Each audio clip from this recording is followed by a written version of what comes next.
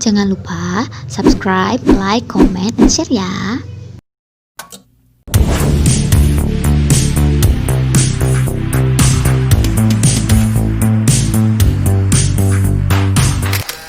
Bismillahirrahmanirrahim.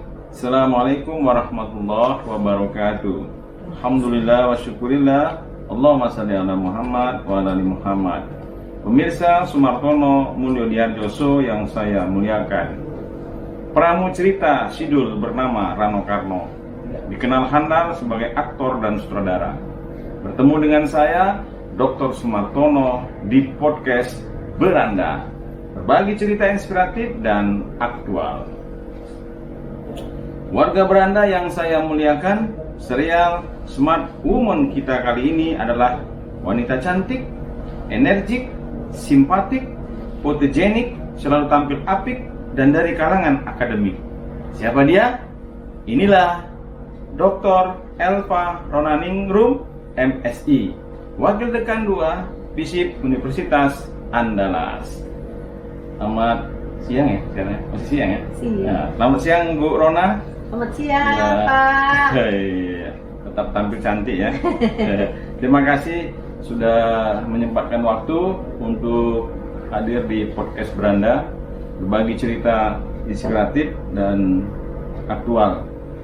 Kita menyebutnya nanti warga Beranda ya. Di tengah kesibukan Ibu masih bisa menyapa warga Beranda. Bu Ona, senang ini bisa ketemu Bu Ona ini. Ya, ini terus terang nih warga Beranda, ini senior saya di S3. Jadi jangan lihat dari usia saya jelas lebih tua ya. Nah, tapi kalau di akademik itu yang duluan itu dianggap senior, walaupun beda setahun ya, 2014 saya 2015, dan dokter muda wanita lagi, cantik lagi. Ini dosen cantik nih, jarang-jarang. Bu Ona, Ya. Sebelum kita membahas nih sepak terjang, apalagi sekarang udah diamanahkan menjadi Wakil Dekan 2 ya, divisi Universitas Andalas ini, ada pertanyaan wajib yang itu warga Beranda itu pengen kepo gitu. Bagi Bu Ona, bahagia itu apa sih? Kalau wajib berarti harus dijawab ya, Pak. Kalau sunnah enggak ya? Ya. Bahagia.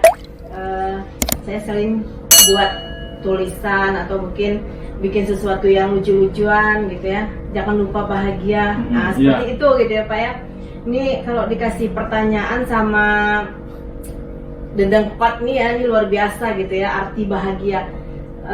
Saya melihatnya dari berbagai sisi, Pak. Yang pertama, bahagia itu adalah bisa jadi diri sendiri. Nah, kita bisa jadi diri sendiri, bisa melakukan kemauan kita gitu ya, sebebas-bebasnya, tapi tetap dengan nilai dan norma batas yang ada gitu ya. Terus arti bahagia menurut saya ya bersyukur karena hidup menjadi lebih baik gitu ya. Kita bisa berbagi, terus berbuat baik kepada siapa aja gitu. Terus arti bahagia saling memaafkan. Nah, kalau orang sedikit kecewa, kesal gitu kan, sulit untuk memaafkan. Nah, tapi ketika orang tadi bisa memaafkan dan kita juga bisa memaafkan, saya bilang itu bahagia gitu, Pak. Nah, terus yang selanjutnya arti bahagia itu ya harus punya pikiran yang positif. Oh, betul. Jadi tidak memandang sesuatu itu adalah negatif aja gitu, mau bagus atau enggak ya sebaiknya kita positif, itu menurut saya bahagia. Bahagia ya. Ya, warga Beranda ternyata bagi ibu cantik ini, Bu Rona, bahagia itu sederhana, dan bahagia itu memang sederhana. Ketika kita bisa saling memaafkan dan berpikir positif, itulah bahagia. Bu Rona, Ya. tapi bisa nggak diceritakan momen yang paling membahagiakan dalam hidup Ibu? Sebenarnya saya yakin banyak, cuman ya Ibu pilih yang satu atau dua, terserah Ibu. Saya punya dua, Pak. Yang paling membahagiakan yang pertama adalah ketika menjadi pengantin baru. Oh. Bahagia. Terus yang kedua menjadi mama dari anak-anak. Jadi itu momen yang paling bahagia dan rasanya nggak bisa diulang-ulang lagi. Iya. Niatan cuma sekali ya. Biasanya orang itu kalau ditanya umumnya ketika punya anak gitu, Ibu plus gitu. Ketika menjadi pengantin, karena itu the new life ya, hidup baru kan, hidup baru dengan lawan jenis ya, artinya bagaimana menyamakan ya. Kemudian ketika punya anak itu memang kebahagiaan yang sempurna. Baik, itu kata pengantar dari Beranda. Sekarang Bu Ona, bisa nggak Ibu cerita Rona Elva Rona Ningrum itu siapa gitu? Dari nama kayak ada bau-bau Jawa nih kalau saya lihat dari nama gitu ya. Tapi Ibu dosen di Universitas Andalas, artinya Sumatera Barat gitu.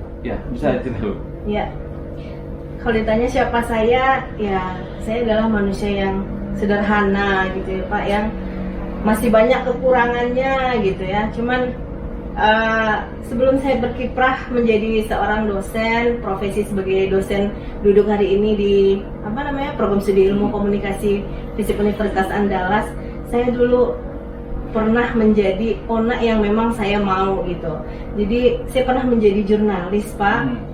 Lama banget itu ya Pak, karena cita-citanya kenapa masuk komunikasi ya itu tadi gitu. Saya pengen merasakan dunia jurnalistik itu seperti apa, dan alhamdulillah Allah kasih kenikmatan ini untuk menjadi jurnalis gitu. Jadi dari tamat kuliah, yang pertama kali saya rasakan menjadi jurnalis itu adalah di radio. Dulu di Bandung ada News Radio namanya Pak. Saya bekerja di situ nggak sebagai penyiar, sebagai scriptwriter. Jadi saya sangat bangga ketika menuliskan scriptwriter yang akan dibaca oleh si penyiar radio. Semuanya itu adalah berita dari saya gitu. Meskipun berita tersebut saya ambil dari media-media masa lainnya yang saya tulis gitu, tapi saya up to date kan sebagai informasi hari ini gitu. Nah dari situ ya berpikir lagi jauh, saya pengen masuk TV gitu. Nah karena orang tua saya tidak ACC, saya bekerja di Jakarta, jadi saya pulang lah. Kebetulan kampung saya itu di Pekanbaru gitu ya.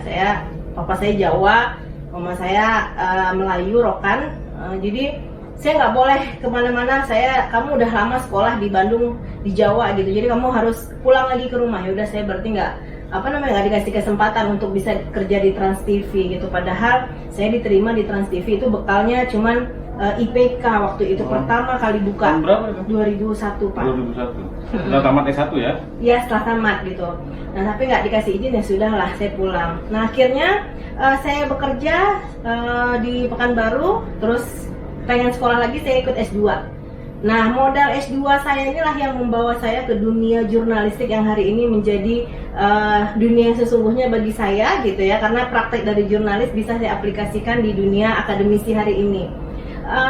Itu modal menjadi jurnalis itu di Riau Pos Pak. Kebetulan saya diterima, terus saya di audisi di Riau Televisi. RTV ya? Iya, RTV. Itu modalnya cuman itu Pak, karya ilmiah aja. Karya ilmiah tesis aja.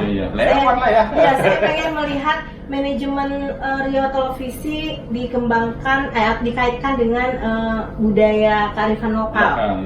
Nah akhirnya manajer operasionalnya tuh tertarik untuk membawa saya gitu. Nggak tahu, muka saya katanya bisa lah dipermak-permak katanya gitu. Akhirnya saya jadi penyiar, dicoba di sana jadi penyiar, terus apalagi jadi reporter juga Pak. Semuanya multitasking bisa dikerjakan. Tapi ya kita nggak, ya saya bisa ketemu dengan siapa aja. Menjadi wartawan itu dunia yang luar biasa bagi saya gitu ya. Bisa bertemu dari presiden saat itu gitu ya. Saya bisa ketemu, saya bisa bertemu dengan gubernur gitu ya. Hari itu gubernurnya adalah Rusi Zainab. Saya bisa ketemu dengan pejabat-pejabat teras yang luar biasa, sampai kelompok bawah yang benar-benar yang sebelumnya tidak saya pikir saya nggak bisa gitu bertemu dengan mereka, bisa ternyata saya gitu. Akhirnya apa? Dari jurnalis ketemu lagi suami juga jurnalis gitu, dan kita hijrah dari Riau ke Sumatera Barat, ke Padang gitu kan. Tetap masih jurnalis tapi nggak sampai habis di Padang TV kan. Dari Riau Pos di Riau TV terus ke Padang TV, itu dapat ya itulah mensyukuri nikmat Allah kan Pak, diluluskannya saya PNS di UNAN tahun 2008 waktu itu. Nah ditempatkanlah saya menjadi dosen di ilmu komunikasi di FISIP. Nah sampai akhirnya berkarir terus gitu ya. Ya, kita nggak bisa menebak ya Pak, yang namanya takdir itu sudah 50.000 tahun yang lalu sebelum kita hidup di dunia kita sudah tahu gitu ya. Sudah ditakdirkan Allah gitu ya. Sudah tertulis gitu ya. Sudah tertulis. Dan alhamdulillah hari ini bisa diamanah menjadi wakil dekan 2 divisi gitu. Alhamdulillah Pak. Ya, jadi tapi mengapa Ibu meninggalkan, apakah karena memang tadi perlu juga warga Belanda kepo nih bahwa pertama mengapa Ibu meninggalkan dunia jurnalis? Karena gini, kalau dulu ya, kalau kebanyakan orang ya apalagi cewek itu tidak ada cita-citanya jadi dosen gitu. Nah Ibu fisiknya oke, wajahnya juga cantik, kenapa dulu jurnalis, lalu kenapa meninggalkan, lalu apakah dosen pada akhirnya itu menjadi cita-cita atau ya kecelakaan tanda petik saja doanya. Ya. Jadi ini menarik untuk diketahui. Iya, jadi oke, flashback lagi. Saya tidak pernah bercita-cita demi Allah menjadi seorang dosen ya.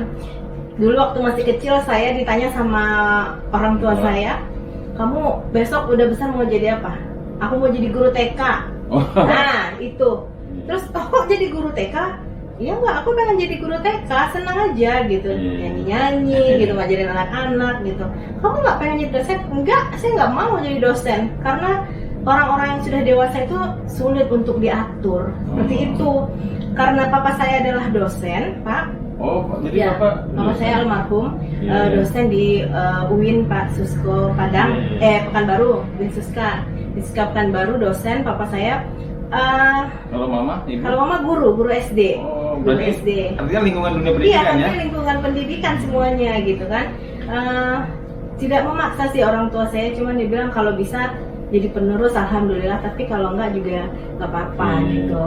Nah, saya sebenarnya menangis meninggalkan dunia jurnalis gitu. Kenapa saya tidak meneruskan sampai selesai? Tapi saya berpikir segala sesuatunya pasti ada batasnya gitu. Ketika saya harus menjadi seorang dosen ya mungkin sampai disitulah dunia jurnalis harus saya selesaikan gitu. Tapi tidak menutup kemungkinan saya meninggalkan lingkungan pergaulan yang ada di jurnalistik itu enggak gitu. Artinya harus hari ini menjadi dosen ya hari ini harus menyelesaikan challenge profesi kita sebagai itu gitu. Nah seperti itu Pak. Ya, kalau boleh tahu Ibu di keluarga anak berapa? Saya anak kedua dari 3 bersaudara. Oh iya, tengah ya? Iya. Yang nomor 1 cewek atau? Cewek. Cewek, nomor 3 cowok? Nomor 3 cowok. Oh, iya. Jadi 3 bersaudara. Tapi apa namanya? Mengapa pada akhirnya Ibu memilih menjadi dosen gitu? Dan mengapa pula Ibu memilih dosen fisip Universitas Andalas? Iya. Nah itu ketika ada tes CPNS tahun 2007 tanpa pengetahuan saya, pas suami saya memasukkan ini apa namanya? Oh, lamaran. Iya, lamaran gitu. Coba ikut tes katanya gitu. Saya nggak mau gitu. Saya berpikirnya ya udahlah nggak lulus nih. Karena saya di Pekanbaru coba-coba dulu tapi nggak pernah ngelamar jadi dosen ya, maksudnya di Pemda gitu, nggak pernah lulus. Apalagi di Padang, saya bukan anak daerah Sumbar gitu kan. Tapi kata suami saya, ya nggak apa-apa, ini kan dari kementerian, semua orang punya hak untuk ikut melamar gitu kan. Mau jadi, kamu mau lulus atau enggaknya nanti itu cerita belakang, yang penting kita ikutin ini gitu. Ya udah ikut. Ternyata pertama tes akademi administrasi tuh, seleksi administrasi lulus Pak. Dari sekian banyak gitu, akhirnya diterima 3 gitu ya. Dari 3 itu nama saya 1 gitu. Nah akhirnya ikut tes. Ya nggak tahu juga, itu saya bilang tadi takdir ya kan Pak. Akhirnya diterima jadi dosen ilkom gitu di sini. Iya, artinya passionnya sama sebenarnya. Ketika menjadi dosen tetap bidang apa namanya, konsentrasinya di jurnalistik. Nah justru itu sebenarnya mahasiswanya yang senang gitu, dapat sosok ya selain juga pinter di bidang jurnalistik, satu lagi cantik gitu kan. Nah jarang-jarang tuh dosen yang. Tapi saya galak kalau ngajar Pak. Ya, kalau sama mahasiswa nggak apa-apa, itu ada ininya kan. Tapi misalnya galak tapi kurang cantik kan.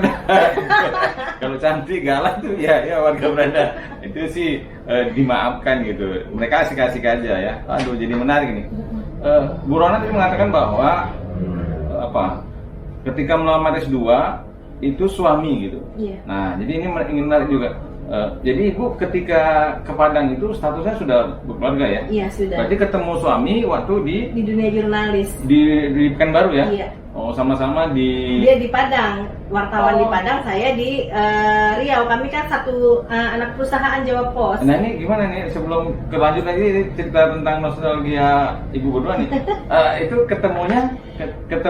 pertemuan antar Jawa Pos atau Iya, pertemuan antar Jawa Pos. Di Jadi Pekanbaru kan? tahun 2007 kan Jarum itu mengundang seluruh wartawan se-Indonesia untuk Ya. mengikuti workshop jurnalistik keliling Jawa Timur, Pak. Oh. Jadi kita itu ada 60 wartawan se-Indonesia, kita dibawa untuk jalan-jalan keliling Jawa Timur, endingnya nonton konsernya Muse di Jakarta tahun Iya. itu.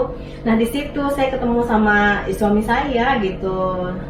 Nah, jadi ketemu di sana kebetulan Sani kan kerjanya di Padang Express. Iya. Suami saya namanya Sani Ardi gitu Sani ya. Ardi. Jadi ketemu di Padang, Sani dari Padang Express, saya dari grup Rio Pos dan Rio Oh. TV. Nah, jadi ketemunya di sana. Sebenarnya biasa aja, nggak ada sesuatu yang itu berapa orang waktu itu pertemuannya? Berapa? Banyak, 60 orang, Pak.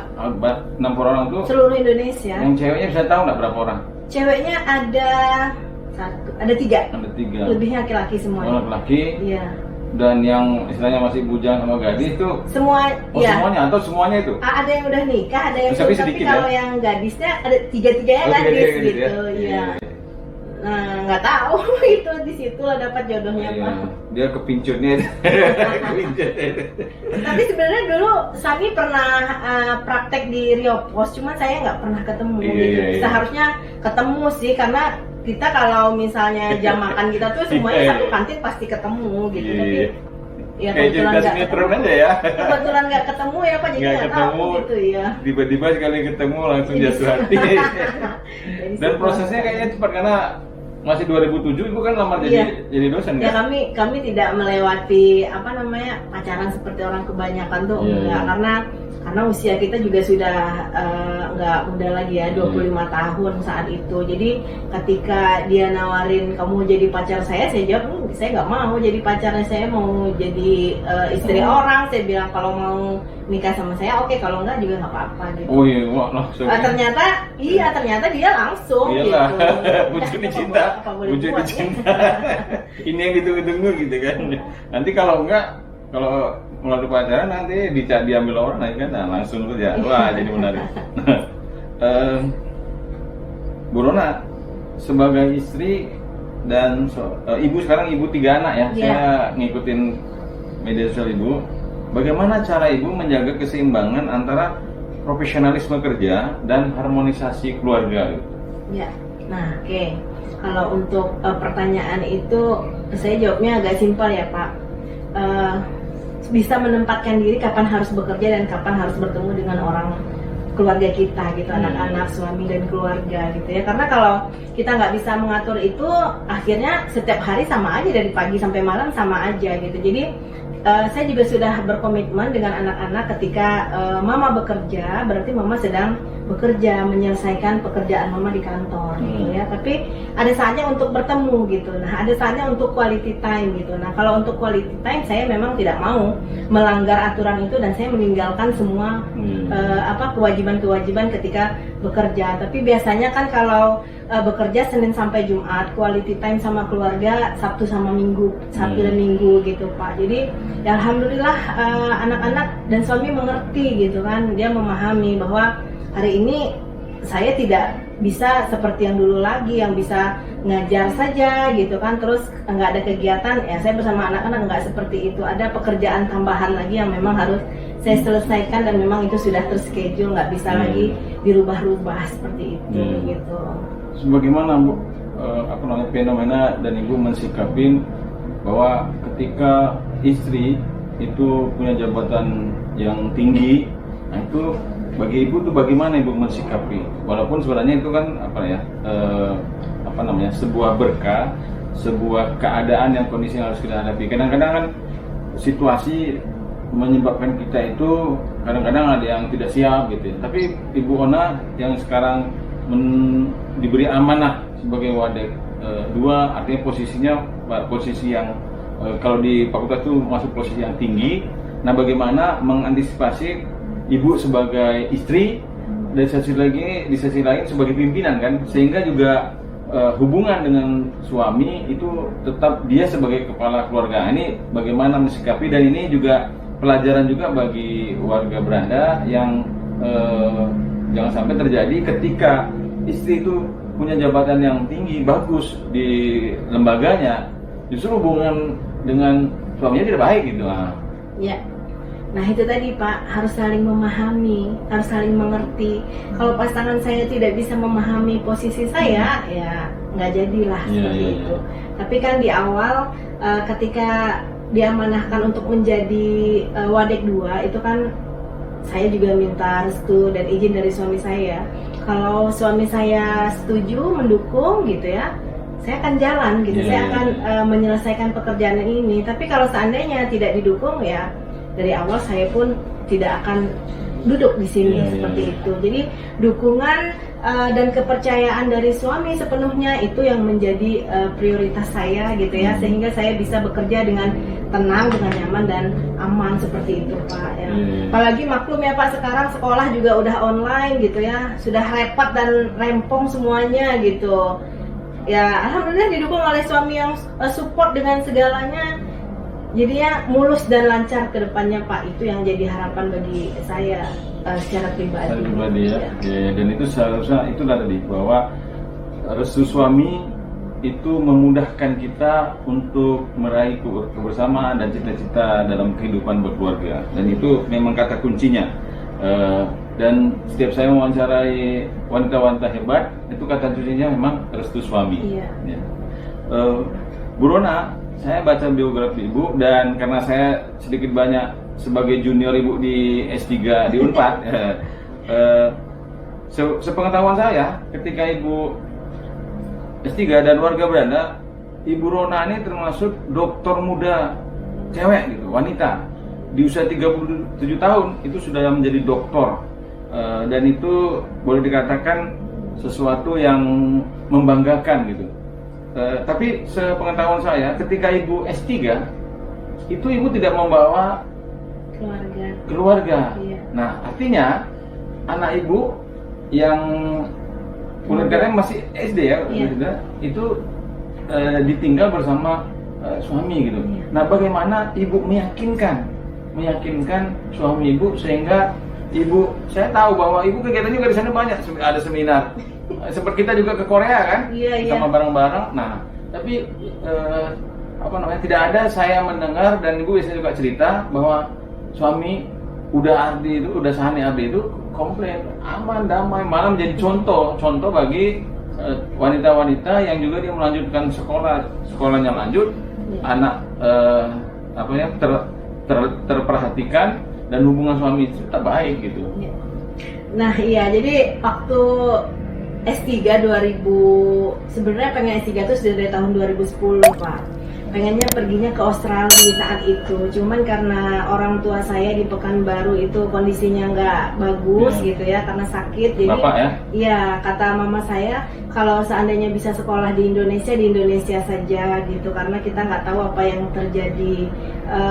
Karena ya itu tadi, kalau seandainya mendadak orang tua meninggal, tidak bisa cepat langsung sampai gitu. Dan jadi akhirnya saya ambil keputusan, ya sudah, saya sekolah aja lah di Bandung itu. Saya lupakan Australia tadi, padahal sebenarnya saya udah lulus tes bahasa untuk ikut di ITB Pak, belajar bahasa selama 6 bulan supaya bisa ikut berangkat ke Australia seperti itu gitu kan. Dan udah dapat juga surat dari UNAN untuk ikut bahasa, les bahasa gitu kan.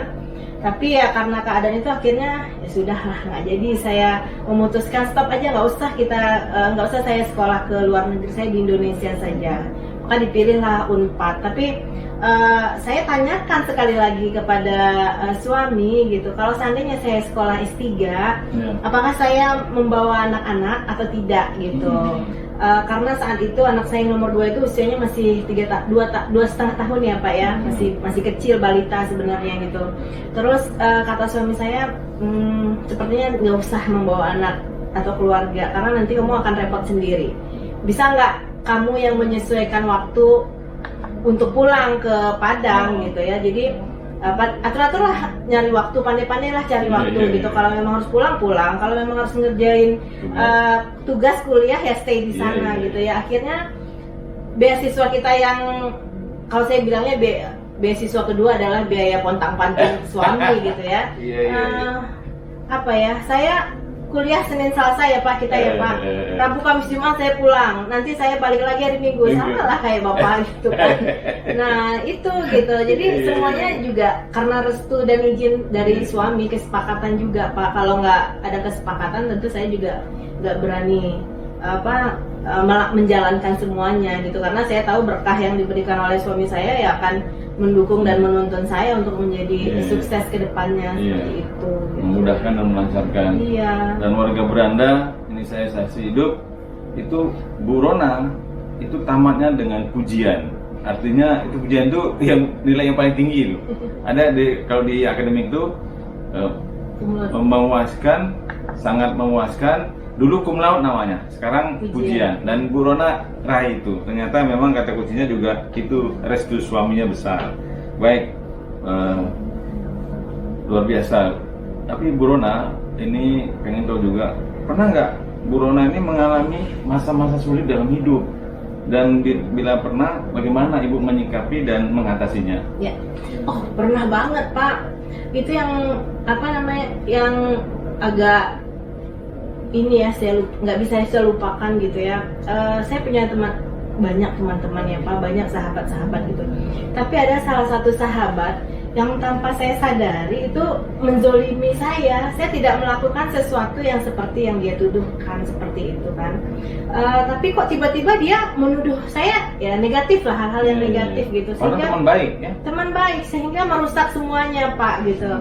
Ya saya sih nggak banyak meminta apapun, saya hanya pasrah saja, berdoa gitu ya kepada Allah gitu ya.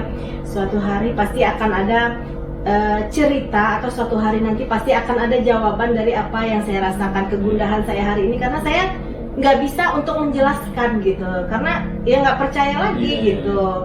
Akhirnya sudah ya, waktu berjalan, tahun berjalan, ya ternyata dia dikasih hukuman oleh Allah, dan dia mengakui bahwasanya dia sudah menzalimi saya gitu ya.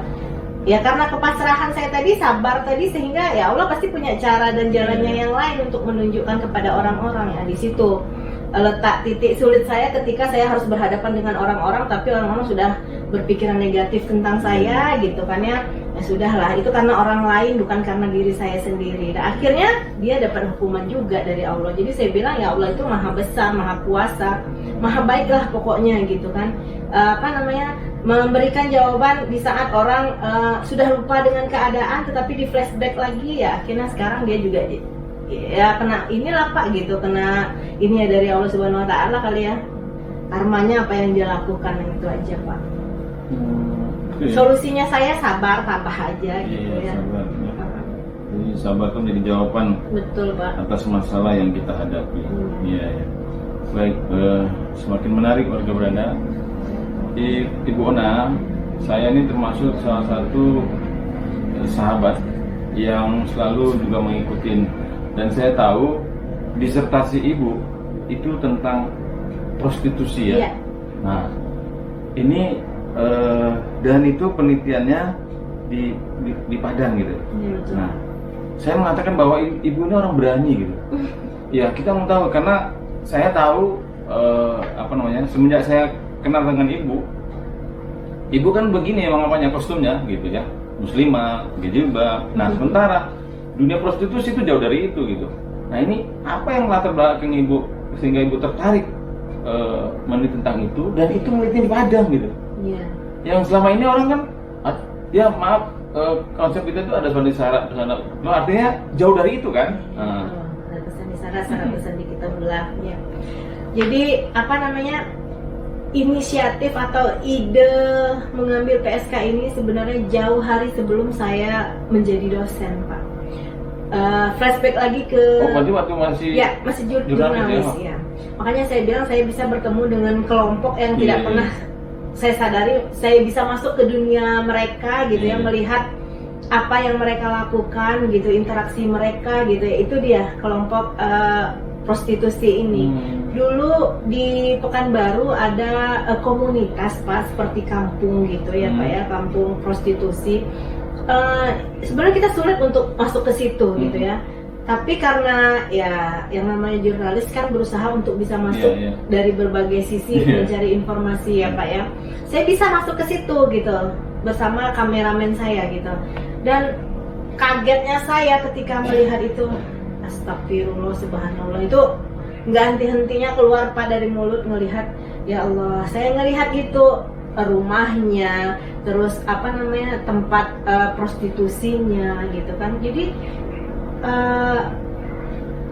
seperti tempat yang kita tidak prediksi itu adalah tempat prostitusi, tetapi kalau di Pekanbaru itu kan dulu dia legal ya Pak ya, waktu Herman Abdullah menjadi Pemko gitu ya, tapi akhirnya ditutup lagi gitu ya, sehingga sekarang tempat itu udah nggak ada. Nah dari situ saya sudah mulai menulis sebenarnya dari tahun 2007.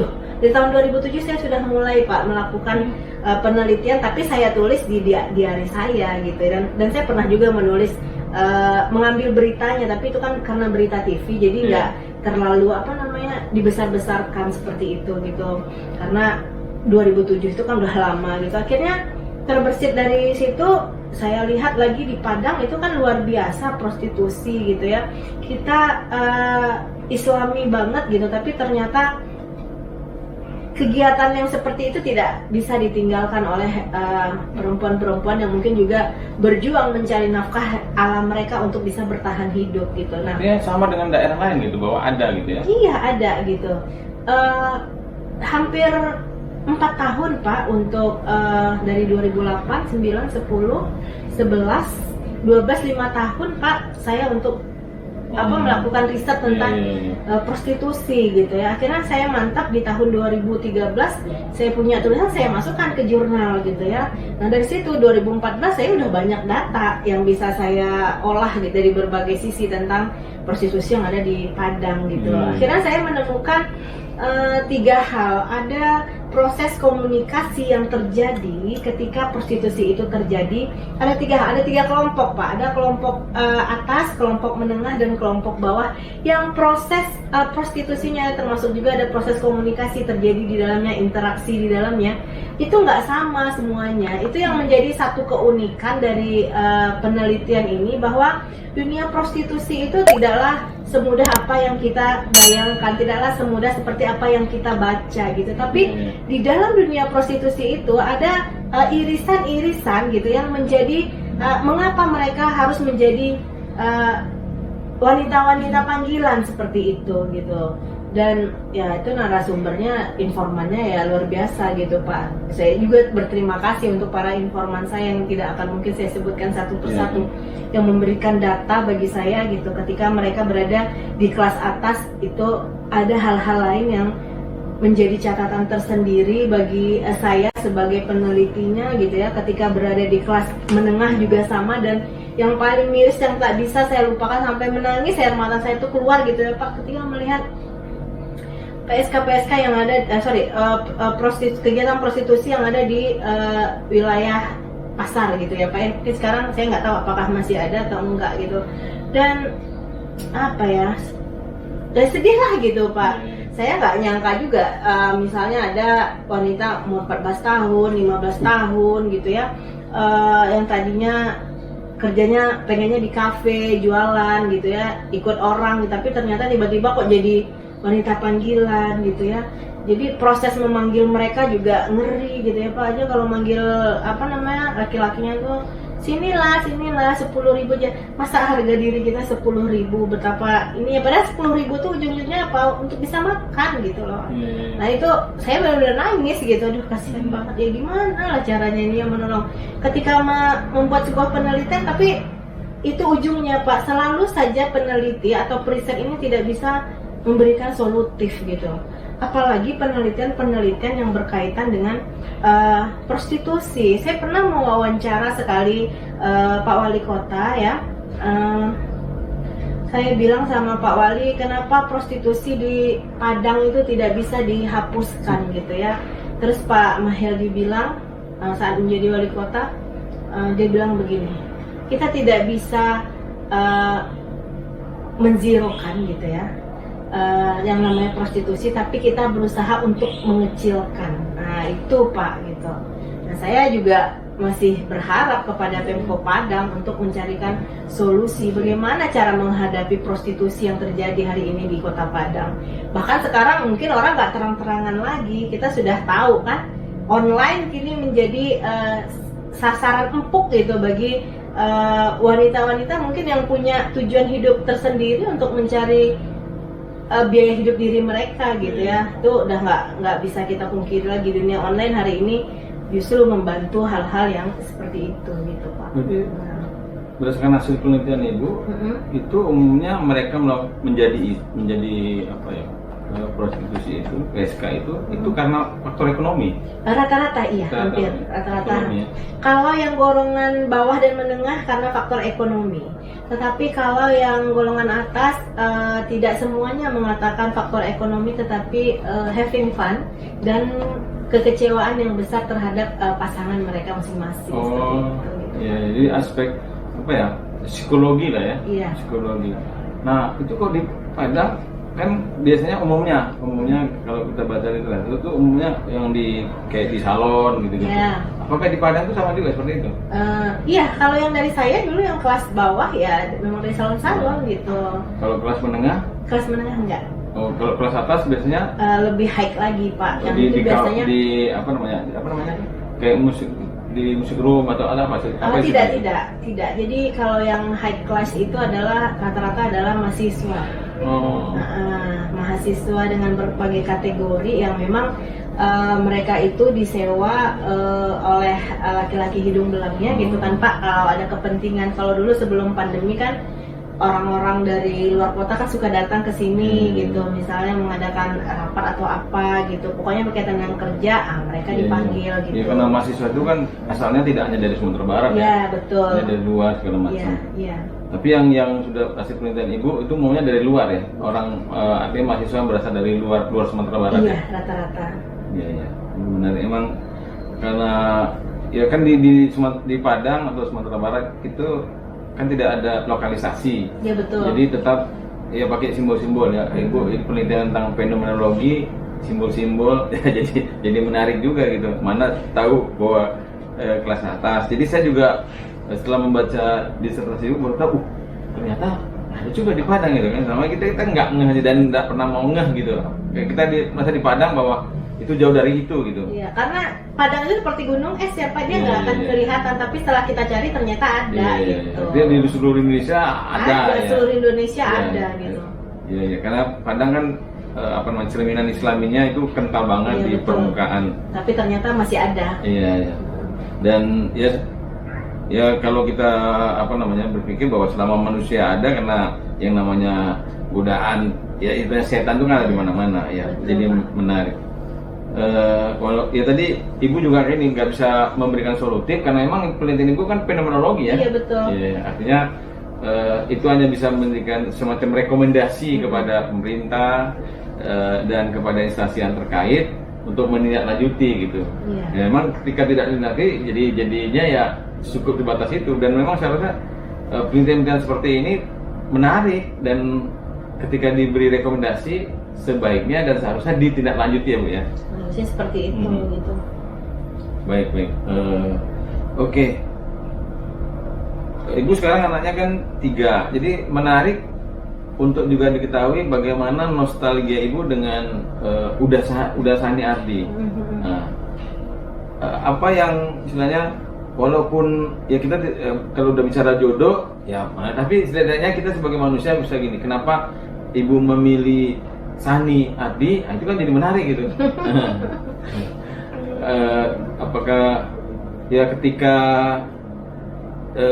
apa alasan Ibu mengatakan bahwa ya saya nggak mau pacaran, tapi saya langsung married ya? Itu prosesnya, proses kenal, setelah kenalnya itu mengatakan itu berapa lama? Atau misalnya dia kenal langsung kan enggak juga itu? Atau ada prosesnya? Ya, ada prosesnya Pak. Dulu kenapa memutuskan pengen menikah? Karena udah bosan pacaran gitu, pacaran lagi tidak punya komitmen gitu ya, terus tidak konsisten gitu ya. Akhirnya ya sudahlah gitu kan, saya juga perempuan gitu ya, perempuan juga nggak selamanya mau hanya sekedar pacaran dan pacaran saja gitu ya. Mungkin pacar saya belum dijodohin, belum berjodoh dengan saya gitu. Mungkin Sani yang ya itu kan namanya kan yang terbaik itu adalah jodoh yang diberikan Allah gitu ya. Ketika bertemu dengan Sani ini bulan Februari, kami menikah di bulan Juli. Jadi Februari, Maret, April, Mei, Juni hanya 5 bulan untuk mempersiapkan segalanya gitu. Tetapi kita ya benar-benar komit. Ketika Saninya berkomit pengen menikah dengan saya pun juga mengaminkan itu gitu ya. Ya sama-sama gitu. Jadi dalam 5 bulan itu kami saling mengenal diri kami masing-masing. Memang agak instan ya, tetapi saya percaya bahwa takdir apapun yang diberikan Allah untuk saya itu adalah yang terbaik untuk saya gitu Pak. Berarti pacar itu kan long distance relationship, LDR. LDR. Di sini. Kemudian ibu dia yang suka datang ke Pekanbaru Pak. Jadi dia meluangkan waktu untuk datang ke Pekanbaru. Kalau Pekanbaru dulu kan ada Rio Airlines Pak, yang cuman berapa tuh? 30 menit langsung sampai gitu kan. Two in one lah ya, two in one. Satu sisi panggilan tugas, di satu sisi panggilan hati gitu.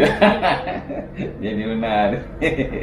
Akhirnya dan terakhir anak yang ketiga itu lahir sudah ibu jadi dokter ya, jadi anak dokter ya. 2019. Iya. Kita tidak ingin punya anak lagi, tapi ternyata Allah menganugerahi gitu. Itu apa boleh buat Pak, sudah diterima saja. Itu rezeki yang terindah itu. Jadi penghibur hari ini di keluarga kami. Iya. Menarik. Bu, dalam hidup ibu siapa yang ibu kagumi? Iya, manusia nih ya Pak. Iya manusia. Kalau ditanya mengagumi, ada 2 orang yang saya kagumi dalam hidup saya. Yang pertama adalah almarhum papa saya, yang luar biasa memberikan support dan motivasi untuk saya gitu. Saya kalau bicara papa saya nangis gitu Pak, tapi saya nggak mau nangis di acara apa nih? Beranda nggak mau saya nangis gitu. Tapi nanti pura-pura aja. Papa tuh yang menjadi inspirasi saya sehingga bisa menjadikan saya hari ini seperti ini tuh karena papa saya gitu Pak. Karena perjalanan saya dengan papa saya itu hampir sama gitu. Papa saya juga pernah menjadi dekan, tidak menjadi wakil dekan, tetapi Sirotol Mustaqimnya itu istilahnya gitu Pak, sama dengan flashback saya yang jadi hari ini gitu. Ya kan, kalau saya cukuplah sampai di WD ini aja gitu. Kata ibu, tapi nanti keadaan saya doain terus lanjut lah. Amin ya rabbal alamin gitu. Itu papa yang menjadi. Tapi papa pernah nggak jadi wartawan? Papa pernah jadi wartawan? Papa nggak pernah jadi wartawan. Berarti. Tapi jadi penceramah Pak. Iya. Ustadz ya. Ustadz. Berarti seberapa hebat sih papa itu? Bisa ibu gambarkan nggak? Iya. Sangat hebat saya bilang Pak. Dari saya kecil, mama saya itu kan tidak seperti mama-mama lainnya. Ketika mama saya usianya 32 tahun, saya kelas 1 SD, mama saya itu sakit Pak, lumpuh Pak, sampai detik hari ini gitu kan. Jadi ketika papa saya meninggal 4 tahun yang lalu, mama bilang kenapa bukan mama aja gitu yang sakit, mama kenapa papa yang pergi gitu ya. Itu masih menjadi kekecewaan bagi mama ya. Kita kan nggak tahu usia kan, Allah yang nentuin gitu ya. Jadi papa yang mengurus kami dari kecil gitu. Saya sama kakak waktu itu perempuan berdua ya Pak, sebelum adik saya lahir gitu ya. Bahkan sampai adik saya lahir pun papa yang tetap mengurus kami semua. Kalau saya orangnya itu segala sesuatunya harus terkabulkan gitu Pak. Kalau nggak dikabulkan saya suka nangis, nggak menyapa gitu. Jadi di antara bertiga ini saya merasa saya yang paling punya segalanya, dan papa mengabulkan itu semua gitu. Apapun keinginan saya papa ngabulin gitu. Jadi sampai saya sekolah S3 pun papa masih juga menjadi sesuatu yang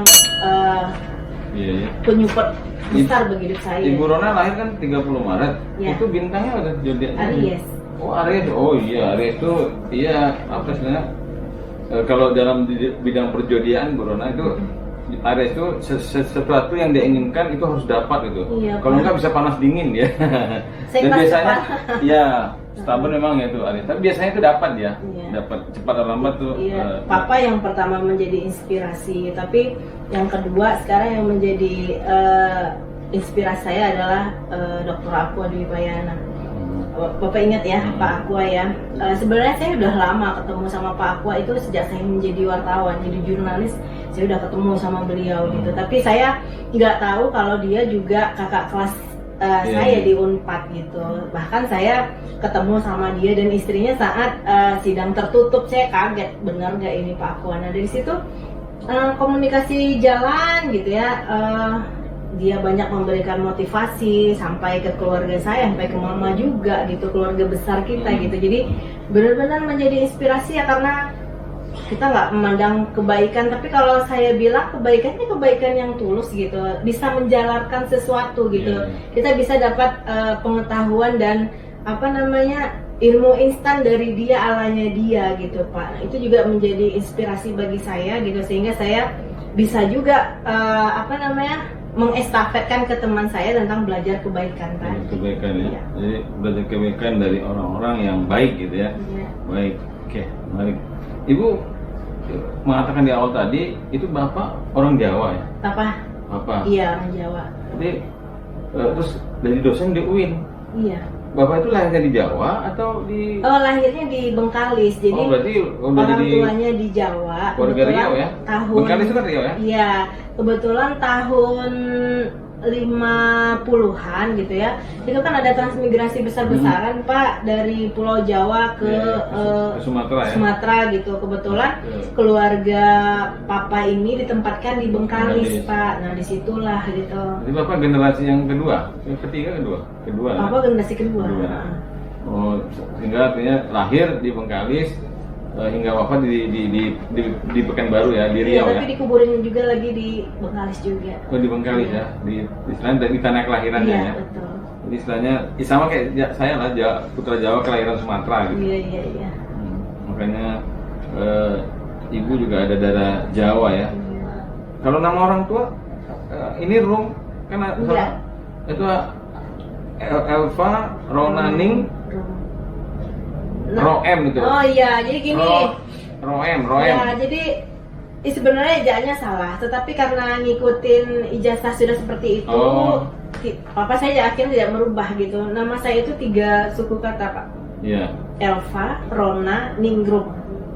Iya. Jadi Roemnya nggak dipisah, tetapi yang sekarang kan Elva Rona Ning Roem. Iya, Sehingga banyak orang menyebut apakah Ona berasal dari keluarga Rum atau mungkin ada kakek neneknya juga yang hubungannya dengan Rum gitu ya.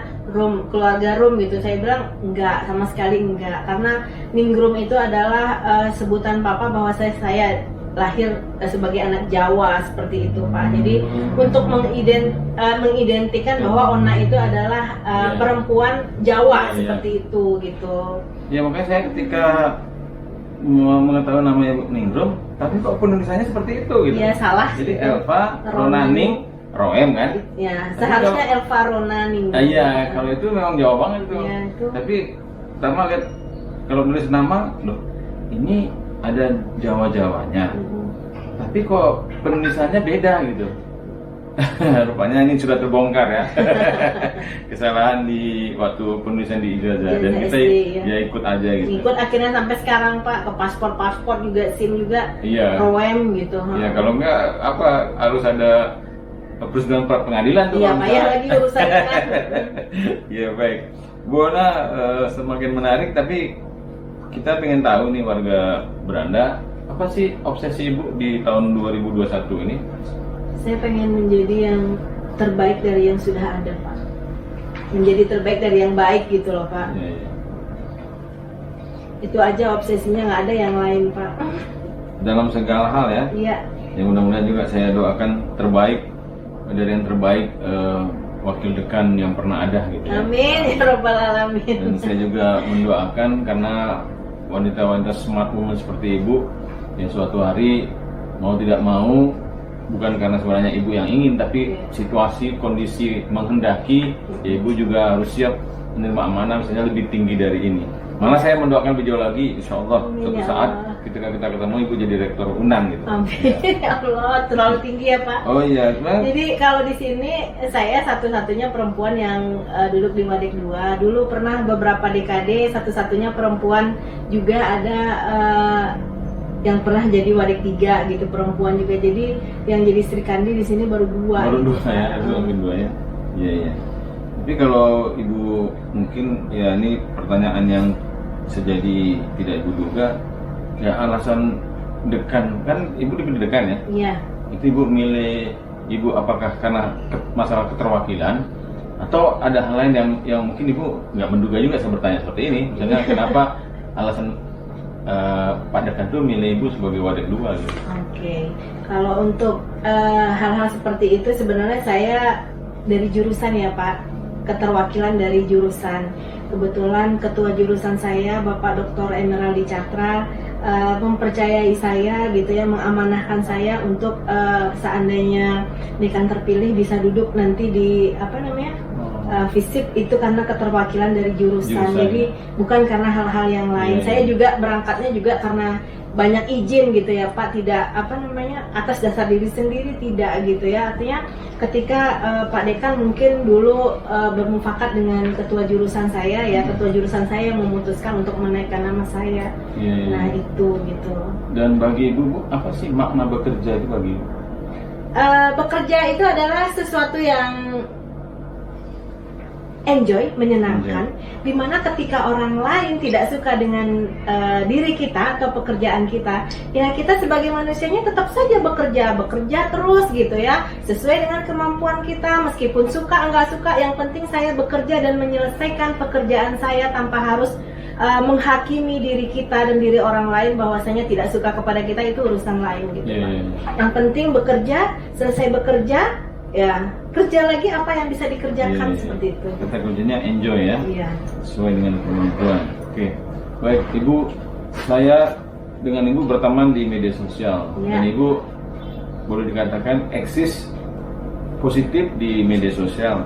Nah, bagi Ibu apa itu media sosial dan bagaimana cara Ibu mengelola media sosial sehingga ya Ibu sibuk tetapi yang Ibu posting di media sosial itu juga hal yang positif gitu kan. Banyak itu yang asal-asalan aja posting juga, kadang-kadang maaf di kalangan atas yang dia sudah menjadi pejabat dan segala macam, ya yang enggak itu aja kan, yang enggak penting gitu. Tapi ibu tidak selalu misalnya posting dengan anak, ada nilai-nilai pendidikan yang ibu ini sampaikan, dan selalu saya masih ingat tuh karena saya ini berteman di ibu, selalu ada kata-kata di bawah nanti jangan lupa bahagia.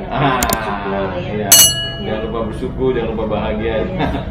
Ya, media sosial itu bagi saya adalah media yang luar biasa gitu ya. Dalam hal ini juga kita belajar gitu ya. Ketika memposting sesuatu kita juga berliterasi gitu Pak. Tidak sembarangan memposting, tidak sembarangan membuat status gitu ya.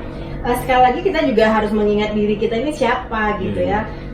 Tidak alay gitu ya, terus tidak membuat sesuatu yang buruk. Artinya apa? Media sosial hari ini adalah media yang benar-benar berguna gitu, tidak hanya mengenalkan kita kepada orang banyak gitu, tetapi juga memperluas jaringan komunikasi kita dengan orang lain seperti itu. Nah, saya dalam memanfaatkan media sosial itu memang benar-benar ada literasinya Pak gitu ya. Jadi artinya sesuatu yang tidak penting tidak akan saya share. Sesuatu yang tidak akan penting tidak akan mungkin saya saring seperti itu gitu Pak. Jadi saring dan share itu sangat penting bagi diri saya secara pribadi ya, agar media sosial kita juga benar-benar bisa dipahami dan dimengerti oleh orang lain ketika kita menjadi seorang pendidik gitu ya. Ya mohon kata-kata yang dibuat di status juga mewakili diri kita gitu, seperti itu gitu. Jadi media sosial memang dipakai tidak sebebas orang-orang lain gitu ya Pak, dipakai memang untuk menyampaikan informasi yang menurut diri pribadi saya penting gitu. Itu dia. Sehingga memberi kemanfaatan ya. Iya, tapi kalau yang sharing and share itu, saring dan share itu memang saya perhatikan gitu Pak. Memang sangat saya perhatikan. Ya, kalau enggak soalnya ketika sudah diposting dan menjadi publik, Wah, itu ada undang-undang ITE kan? Ya, yang karena bisa. semua orang bisa melihat Iya. apa yang kita buat gitu. Iya. Dan susah kita kalau udah terposting dan baca orang, susah kita untuk menghapusnya kan? Ya kan tidak mungkin kita menghapus punya orang gitu. Iya, betul. Baik, Bu Rona, apa namanya, sudah panjang kita mulai dari keluarga, sekolah, kemudian penelitian yang menurut saya sangat menarik, kemudian media sosial. Ini pertanyaan terakhir, apa saran Ibu bagi para wanita milenial agar bisa tetap survive di era media sosial sekarang, atau di orang mengatakan bahwa di era disruptif saat ini? Iya. Baik, mungkin itu juga saya terapkan dari diri saya, dan saya juga belajar dari Pak Aqua juga ya Pak, seperti yang saya bilang tadi, dari papa saya juga gitu ya. Menjadi orang yang milenial hari ini mungkin sesuatu yang mudah gitu ya, tapi mempraktekkannya tadi yang tidak semua orang bisa gitu ya. Orang harus punya perilaku dan sifat yang memang harus ditata dari diri kita sehingga kita menjadi lebih baik. Oleh karena itu kita harus punya respect tadi Pak, respect yang luar biasa pada apapun gitu ya. Terus yang kedua Pak, empati kita tinggi gitu ya. Ketika orang bersusah ya kita melihat juga susahnya mereka dari kacamata kita gitu. Ya saatnya kita membantu, kita harus membantu gitu ya. Terus jadilah orang yang audible, yang bisa mendengarkan dan didengarkan gitu. Nah, kadang orang kan mendengarkan dan didengarkan ini nggak bisa menempatkan sesuai posisinya Pak. Dia maunya didengarin aja gitu. Pas kita dia cerita, kita menjadi pendengar, malah dia ninggalin seperti itu gitu ya. Terus apa lagi? Kredibel, percaya diri dalam apapun juga gitu, bahwa kita mampu menyelesaikan semua challenge yang diberikan kepada kita, entahkah itu pekerjaan ataukah kita harus menyelesaikan sesuatu yang mungkin itu bukan bidang kita tetap harus percaya diri gitu, punya kredibilitas yang tinggi. Yang terakhir yaitu Pak, harus rendah hati, humble gitu ya. Bahwasanya mau disakiti, mau dikecewain ya tetap aja rendah hati ya. Rendah hati. Dengan kayak gitu ya, inti dari jangan lupa bersyukur dan jangan lupa bahagia itu bisa tersampaikan dengan baik gitu Pak. Bisa diselesaikan dengan baik. Ya, itu jadi saran untuk bagi wanita milenial agar bisa survive di era sekarang ini. Yang terakhir itu adalah kata kuncinya bagaimana bisa rendah hati, bagaimana respect, bagaimana meningkatkan kredibilitas, dan empati kepada orang lain maupun termasuk diri sendiri dan ekonomi. Baik Bu Erva Rona, tidak terasa waktu sepertinya singkat banget dan asik warga Beranda. Ibu Rona, warga Beranda mengucapkan banyak terima kasih atas waktu yang sudah disediakan. Kita tahu bahwa Ibu sekarang makin sibuk dengan aktivitas dan jabatan yang baru sebagai Wakil Dekan 2 Divisi Penuntasan Dalas, dan kita mendoakan Ibu sehat selalu, sukses selalu, dan teruslah berkarya, karena warga Beranda, Ibu Rona di tahun 2020 kemarin juga telah melaunching buku yang sangat bagus, Pengantar Teori Komunikasi. Ini anak-anak komunikasi, atau bagi Anda yang berminat mengembangkan diri di dunia komunikasi, ini bisa dimiliki buku Ibu Erva Rona Ningrum. Ya. Saya tidak menyimpulkan warga Beranda, tapi banyak quote yang Bu Rona sampaikan. Yang pertama itu, bahagia itu ketika kita bisa saling memaafkan dan mensyukuri sesuatu yang kita miliki untuk hidup yang lebih baik. Itu quote yang pertama. Quote yang kedua, dukungan suami itu menjadi penguat ya bagi seseorang wanita untuk berkarir dalam hidupnya. Yang ketiga, sabar adalah jawaban atas masalah yang kita hadapi. Jadi apapun masalah kita, tetap kita sabar, tawakal, berserah diri kepada Allah SWT, karena suatu saat kebenaran itu akan terungkap. Kemudian quote yang keempat, bekerja itu artinya enjoy, dan bagaimana kita melakukan sesuatu itu sesuai dengan kemampuan. Jadi yang penting kata kuncinya adalah enjoy. Jangan terburu-buru ya. Jangan pula di luar kemampuan kita. Kelima, media sosial menjadi media untuk memperluas jaringan dan share, dan sharinglah sesuatu itu yang menjadi penting. Jadi jangan share sesuatu yang tidak penting. Ini dia. Yang terakhir, respect, berempatilah pada keadaan sehingga kita menjadi orang yang kredibel dan menjadi orang yang audible. Artinya kita jangan hanya mau didengarkan, tapi sekali-sekali kita mendengarkan orang lain. Dan terakhir, jadilah orang yang rendah hati. Inilah quote dari Ibu Dr. Elva Ronaningrum, MSI. Terima kasih Bu Rona sekali lagi. Sama-sama Pak, Ya. sukses selalu untuk Bapak. Ya. Alhamdulillah nih ya Pak. Alhamdulillah, ya. Warga Podcastnya Beranda, luar biasa amin. ya. Warga Beranda, insya Allah kita ketemu di tayangan acara Beranda berikutnya. Sukses selalu, jaga kesehatan. Billahi taufiq wal hidayah. Assalamualaikum warahmatullahi wabarakatuh. Waalaikumsalam.